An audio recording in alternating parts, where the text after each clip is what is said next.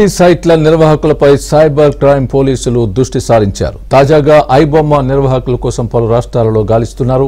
వీరు ఇతర రాష్ట్రాలలో ఉంటూ సినిమాలు అప్లోడ్ చేస్తున్నట్లు గుర్తించారు. ఓటీటీలోని తెలుగు, తమిళ, హిందీ సినిమాలను అక్రమంగా బొప్పం వెబ్సైట్లో అప్లోడ్ చేస్తున్నారు. 2 సంవత్సరాల క్రితం ఐబొమ్మ నిర్వాహకులు ఫిల్మ్ ఛాంబర్కు హెచ్చరిక పంపుతూ ప్రకటన విడుదల చేశారు.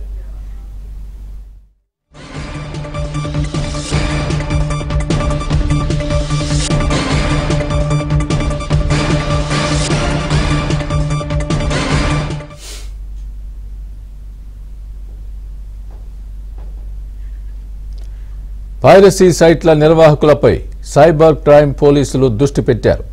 తాజాగా ఐబొమ్మ నిర్వాహకుల కోసం పలు రాష్ట్రాలలో గాలిస్తున్నారు.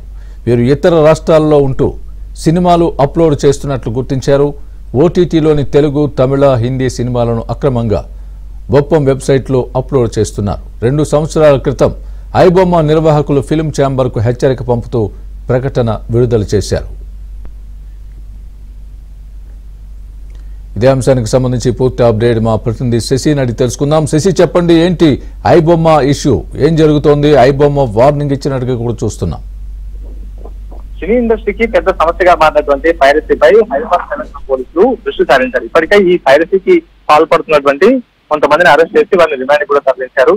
తాజాగా ఇప్పుడు ఐబొమ్మ వెబ్సైట్ మీద ప్రధానంగా సైబర్ క్రైమ్ పోలీసులు దృష్టి సారించినట్టు కూడా తెలుస్తుంది. అయితే అప్పుడే రిలీజ్ అయినటువంటి సినిమాలను వెంటనే పైరసీ చేసి ఐబొమ్మకు సంబంధించిన వెబ్సైట్లతో పాటు బొప్పం వెబ్సైట్లలో ఈ నిర్వాహకులు వాటిని అప్లోడ్ చేస్తూ ఉన్నారు. దీంతో సినిమాకు వచ్చేవారి సంఖ్య తగ్గిపోవడంతో పాటు సినిమాకు ఆదాయానికి కూడా భారీగా గండిపడుతూ ఉంది. సో ఇలాంటి నేపథ్యంలోనే సినీ వర్గాలు ఇచ్చినటువంటి ఫిర్యాదు మేరకు హైదరాబాద్ సైబర్ క్రైమ్ పోలీసులు ఈ అంశాన్ని సీరియస్ గా తీసుకుని లోతైన దర్యాప్తు కొనసాగిస్తూ ఉన్నారు. ప్రధానంగా గడిచిన 2 సంవత్సరాల కాలంలోనే ఒక్క టాలీవుడ్ సుమారుగా 2000 కోట్లు ఈ పైరసీ వల్ల నష్టపోయిందంటూ కూడా ఇప్పటికే హైదరాబాద్ పోలీసులు చెప్తూ ఉన్నారు. సో ఇంత భారీ ఎత్తున నష్టం కలుగుతోంది కాబట్టి ఇది కేవలం సినీ పరిశ్రమ మాత్రమే కాదు, సినీ పరిశ్రమ నుంచి ప్రభుత్వ ఆదాయానికి వచ్చేటటువంటి ఆదాయానికి కూడా గండిపడేటటువంటి అవకాశం ఉన్నటువంటి నేపథ్యంలో ఈ పైరసీ భూతాన్ని వదిలించేందుకు ఇప్పటికే హైదరాబాద్ సైబర్ క్రైమ్ పోలీసులు సిద్ధమయ్యారు. సో ప్రధానంగా ఇప్పుడు ఐబొమ్మ నిర్వాహకుల కోసం వేట కొనసాగిస్తూ ఉన్నారు. ఐబొమ్మ నిర్వాహకులు ఇతర రాష్ట్రాల్లో ఉండి ఈ సినిమాలను అప్లోడ్ చేస్తున్నట్టుగా ఇప్పటికే సైబర్ క్రైమ్ పోలీసులు గుర్తించారు. ఐబొమ్మ వెబ్సైట్ కు పనిచేస్తున్నటువంటి 4 ఏజెంట్లను కూడా ఇప్పటికే అదుపులోకి తీసుకున్నట్టుగా ప్రస్తుతం మనకు అందించినటువంటి సమాచారం.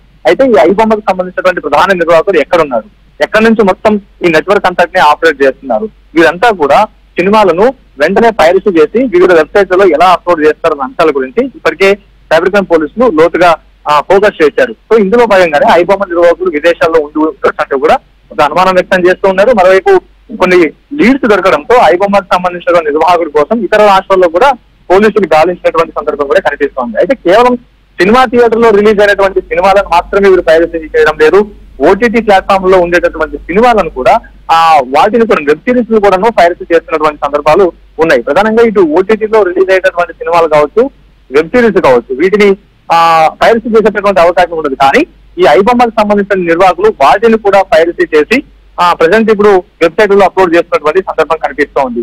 గత 2 సంవత్సరాల క్రితమే ఫిలిం ఛాంబర్ కు ఒక హెచ్చరిక పంపుతూ ఒక ప్రకటన కూడా ఐబొమ్మ విడుదల చేసింది.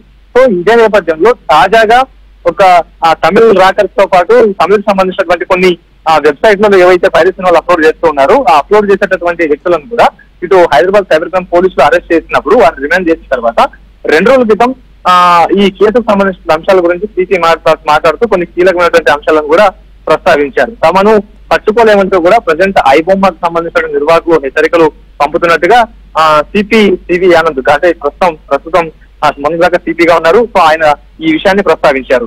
సో మొత్తానికి ఇదే అంశంపై ఇప్పుడు చాలా సీరియస్ గా తీసుకున్నటువంటి సైబర్ క్రైమ్ పోలీసులు అసలు ఈ ఐబొమ్మకు సంబంధించిన నిర్వాహకులు ఎవరైతే ఉన్నారో ఈ నిర్వాహకుల మీదే ఫోకస్ ఉంచారు. ప్రధానంగా వాళ్ళకు ఉన్నటువంటి సాంకేతిక పరిజ్ఞానం ఆధారంగా సైబర్ క్రైమ్ పోలీసులు కొత్త టూల్స్ ఆధారంగా మొత్తం ఈ నెట్వర్క్ ని ఛేదించేటటువంటి ప్రయత్నం చేస్తూ ఉన్నారు. అయితే మొన్నటి దాకా కూడా సైబర్ క్రైమ్ పోలీసులు ఈ పైరసీ భూతాన్ని వదిలించేందుకు సుమారుగా 2 కోట్లు ఖర్చు పెట్టి ఇటు వివిధ ప్రాంతాలకు బీహార్ లోని పాట్నాకి వెళ్లారు, తర్వాత ఇటు తమిళనాడు ప్రాంతాలకు వెళ్లారు.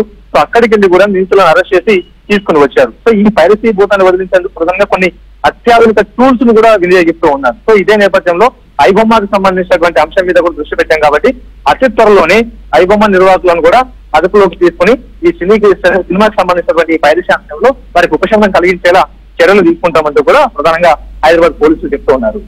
స్వామి right Shashi, thanks for the update.